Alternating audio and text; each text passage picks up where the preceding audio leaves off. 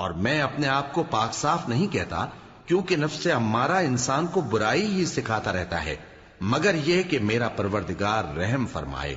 بے شک میرا پروردگار بخشنے والا ہے، مہربان ہے۔ اور بادشاہ نے حکم دیا کہ اسے میرے پاس لاؤ، میں اسے اپنا مصاحب خاص بناؤں گا۔ پھر جب ان سے گفتگو کی تو کہا کہ آج سے تم ہمارے ہاں صاحب منزلت ہو اور صاحب اعتبار ہو۔ یوسف نے کہا مجھے زرعی پیداوار پر مقرر کر دیجئے، کیونکہ میں حفاظت بھی کر سکتا ہوں اور اس کام سے واقف بھی ہوں۔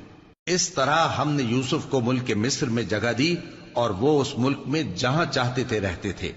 ہم اپنی رحمت جس پر چاہتے ہیں کرتے ہیں اور نیکوکاروں کے اجر کو ضائع نہیں کرتے، اور جو لوگ ایمان لائے اور ڈرتے رہے ان کے لیے آخرت کا اجر بہت بہتر ہے۔ اور یوسف کے بھائی کنعان سے مصر میں غلہ خریدنے کے لیے آئے تو یوسف کے پاس گئے، تو یوسف نے ان کو پہچان لیا اور وہ ان کو نہ پہچان سکے۔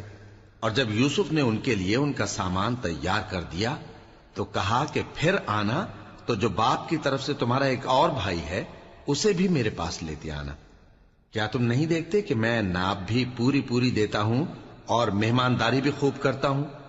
اب اگر تم اسے میرے پاس نہ لاؤ گے تو نہ تمہیں میرے ہاں سے غلہ ملے گا اور نہ تم میرے پاس ہی آ سکو گے۔